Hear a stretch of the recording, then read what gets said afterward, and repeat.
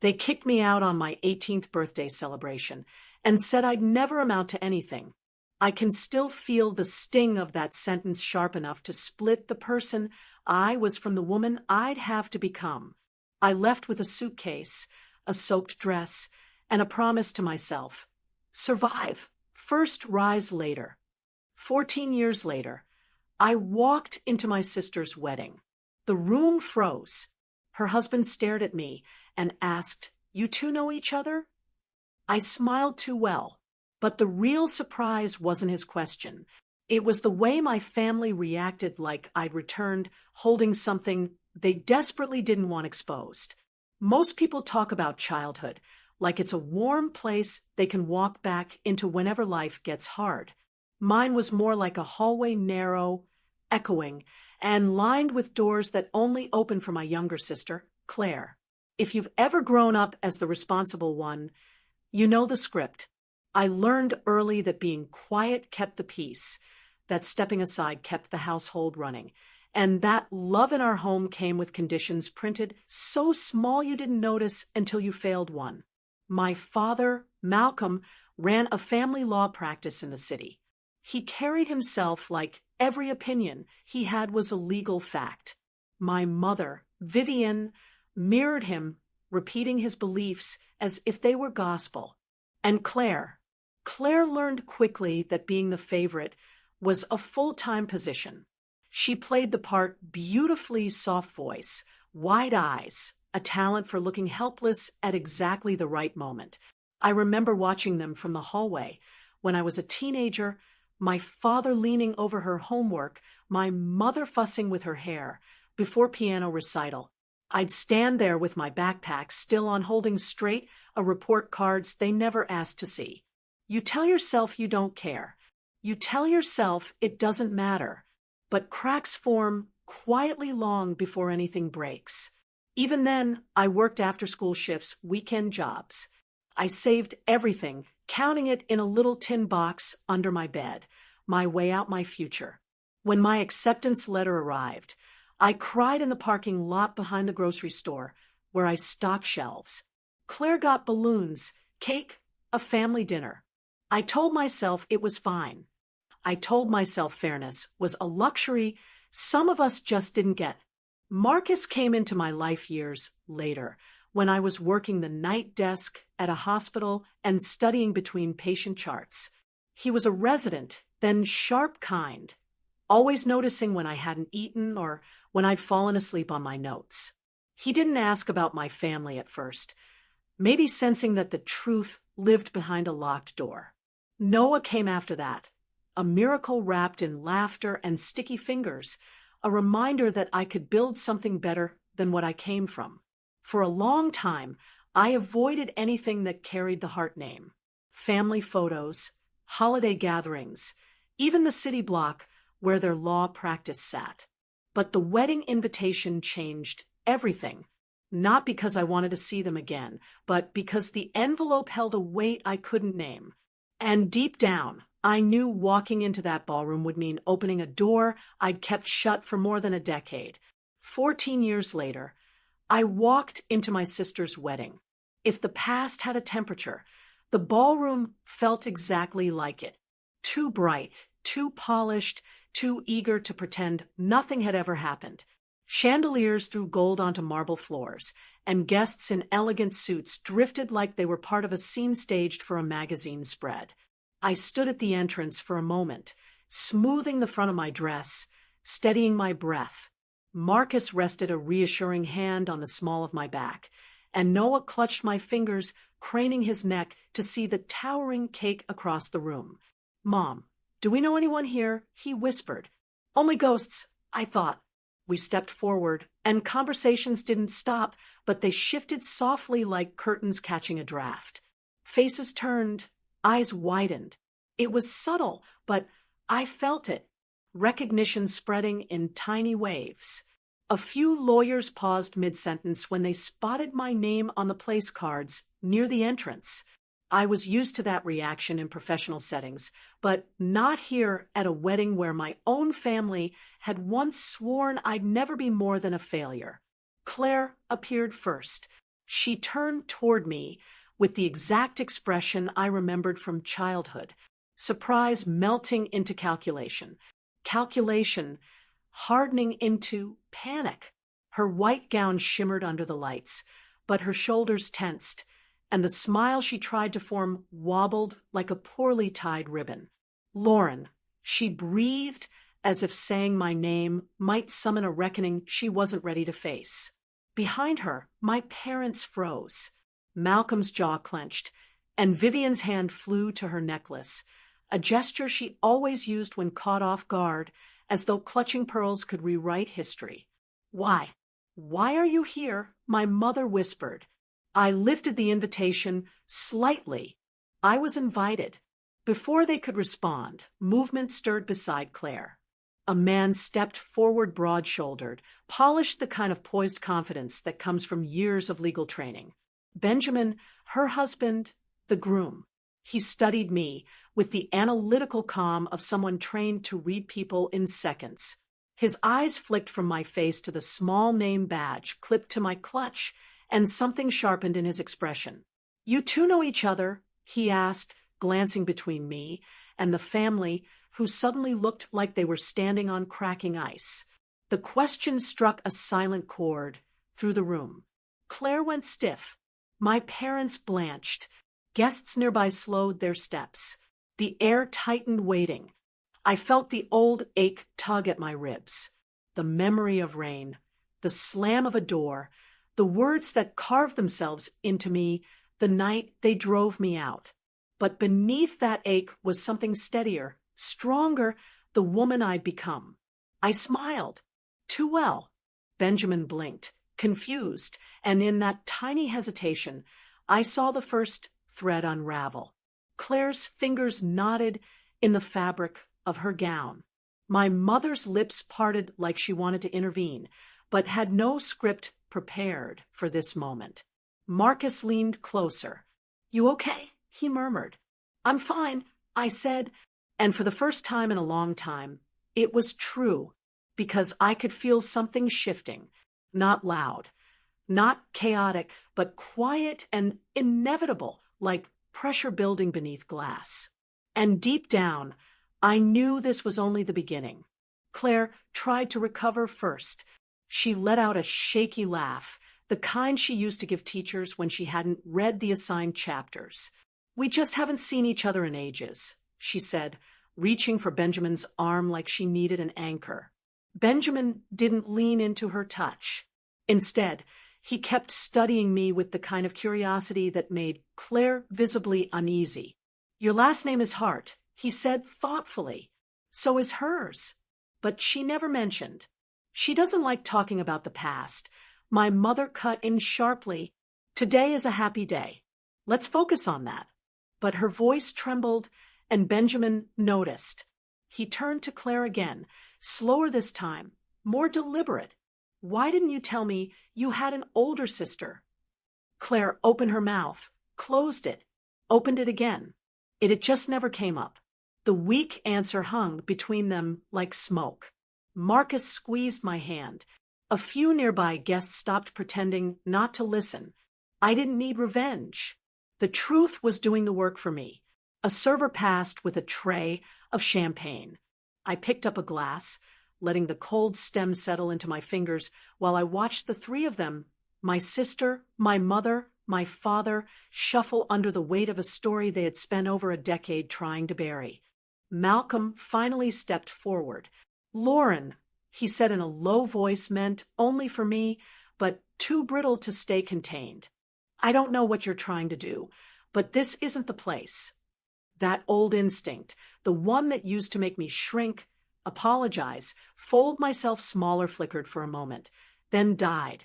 I'm not trying to do anything, I said. I'm simply attending the wedding I was invited to. For a second, he looked like he might explode. Then he caught Benjamin, watching him, recalibrated, and forced a smile, so tight it looked painful. Let's all take a breath, Benjamin said carefully.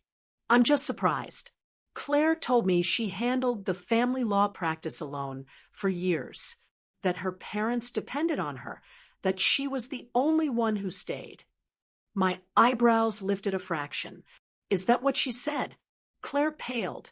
The room seemed to shift around us. Tiny changes in posture, glances exchanged, whispers forming. Marcus's practiced calm beside me became a grounding force. Noah tugged my dress. Mom, can I get cake yet? Soon, I whispered. Claire stepped closer, her voice lowered to a hiss only I could hear. Why are you doing this? Why show up now? I didn't know I needed your permission. I replied. Her eyes filled with panic, not guilt panic. The kind a person feels when the facade is slipping and there's nothing left to hold on to. Moments later, she disappeared into the hallway, heels clicking too fast for a bride. Vivian followed. Malcolm lingered, glaring at me like I had reached out and snapped the life he'd constructed for Claire. But all I had done was walk in the door. Marcus nudged me gently.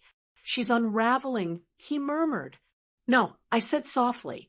She's revealing. And when I finally followed her to the restroom hallway, I knew something had shifted inside me. I wasn't that drenched 18-year-old anymore, begging to be believed. I was the one they should have feared losing. I found Claire in the restroom hallway, gripping the marble counter, as if the room were tilting. Her reflection looked brittle, eyes too wide, breath too fast. The kind of panic you can't hide behind makeup or pearls. When she saw me, her shoulders snapped back. You had no right to come here, she whispered, voice fraying at the edges. I was invited, I said, by your husband. Her jaw tightened. Benjamin doesn't know everything. I'm starting to realize that I replied. For a moment, neither of us moved. The music from the ballroom drifted in soft, romantic, painfully out of place. Claire finally spat out. Why now? Why today? You couldn't let me have this one moment. I didn't come to ruin anything, I said quietly. I just showed up. The rest, that's yours. Her eyes flashed, but beneath the anger was something raw fear. He can't find out, she whispered. You don't understand. I understand perfectly. She flinched, because I did understand. I understood the years of lies, the stories she told everyone that I dropped out, that I was unstable, that she carried the family's burdens alone, all while living off the opportunities bought with my stolen future. Claire, I said, you can't build a life on a version of me that never existed. She grabbed my arm. Please don't say anything else out there. I removed her hand gently. I haven't said a word, and that was the part that terrified her most. When we returned to the ballroom, the atmosphere had shifted. Conversations faltered when we passed. My parents stood near the head table, whispering urgently to Benjamin, who looked increasingly troubled. Marcus walked toward me, Noah perched on his hip. People are asking questions, he murmured. Let them, I said. We returned to our table, just in time to hear a lawyer from one of the major firms greet Benjamin warmly, then turn to Claire. You worked at your family's practice for how many years again? Claire straightened, forcing a bright smile. Oh, I've been managing everything since college. The lawyer nodded politely. And where did you study again? I remember Benjamin mentioning Yale. Claire cut in quickly. I completed a specialized track. The lawyer paused. Really? I collaborated with faculty there for 6 years. I don't remember that program. Benjamin stiffened beside her. I felt the moment the thread snapped. He turned to her slowly. Claire, which professors supervised your program? Claire's lips parted soundlessly. Malcolm jumped in. This is ridiculous. Today is supposed to be about joy. Vivian placed a trembling hand on his arm. Let's not do this here. But Benjamin was no longer listening to them. His attention was locked on his bride.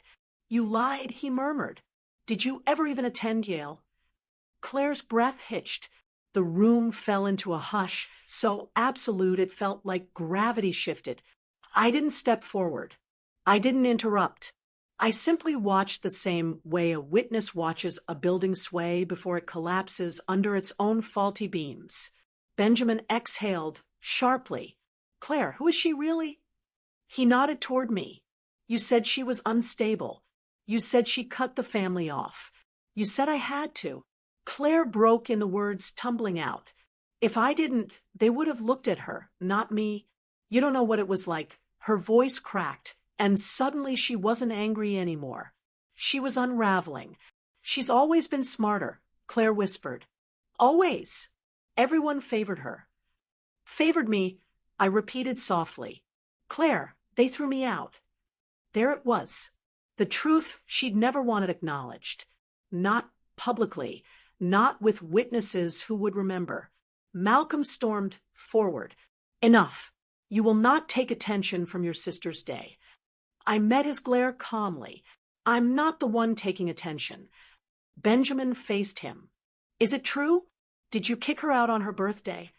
Malcolm's nostrils flared. She was ungrateful. She refused to help at the practice. That's not what you told me, Benjamin said quietly. You said she left because she couldn't handle responsibility. Claire squeezed her eyes shut. I felt my own pulse steady. This wasn't revenge. It was revelation. In fact, Benjamin continued, the records from your practice don't align with what Claire has told me. I saw her name listed only as a receptionist, nothing more. Vivian paled. Malcolm took a shaky step back. And just like that, the structure they'd built, the narrative they'd depended on for 14 years began to crumble. Benjamin turned to me. And your name appears on the early administrative systems, training logs, billing correspondence. Why would she be listed there? I held his gaze. Because I used to help run the place. Claire's breath caught. I didn't think you'd remember those.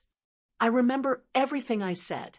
There was no anger in my voice, only truth. And that truth drew every eye in the room. Benjamin looked devastated. Why would you hide this from me? Tears spilled down Claire's cheeks. I didn't want to lose you. You lost me the moment you lied, he said. He stepped away from her just a few inches, but enough that everyone saw. A tremor of whispers rippled around the room. Noah tugged my hand. Mom, are you mad at that lady? I knelt.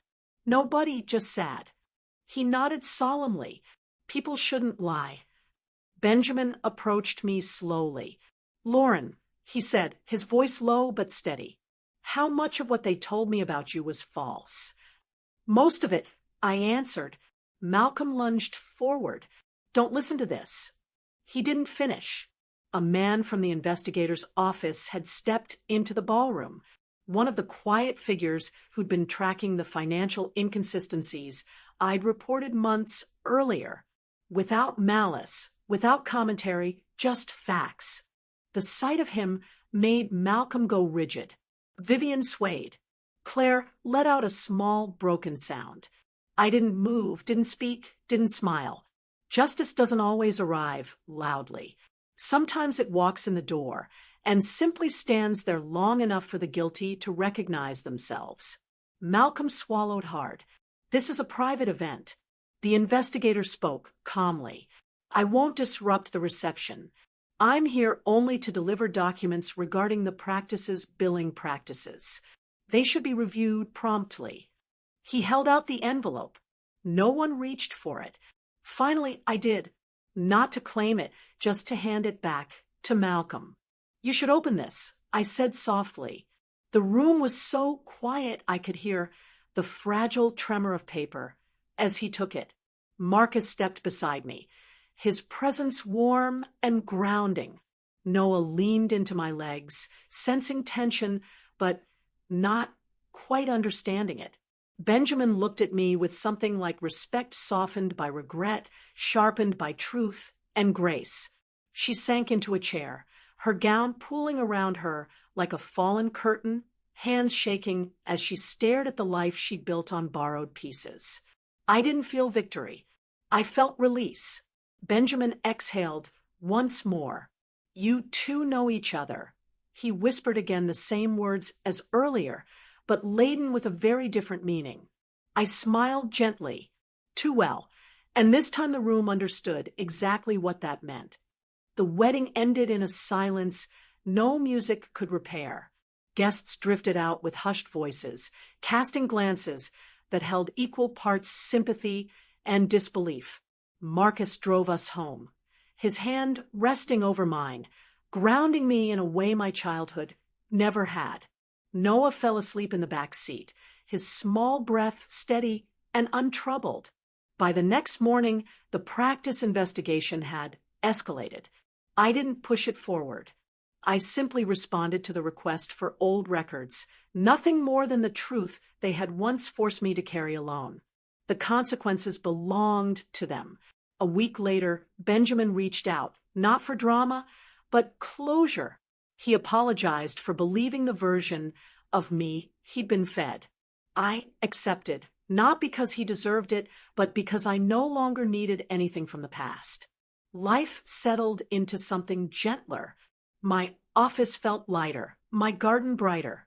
Marcus and Noah spent weekends building model rockets on the patio while I reviewed proposals for a scholarship fund, one created for students who, like me, had no safety net. I didn't forgive my family. I didn't hate them either. I simply let them become what they'd always been, a chapter one had already outgrown. Sometimes justice isn't loud. It's the quiet certainty that you walked away whole while the truth finally caught up to the people who tried to break you. I built a life they can't touch, a family they can't rewrite, and a future that belongs only to us. If this story resonated with you, share your thoughts below and don't forget to subscribe for more real soul deep family stories.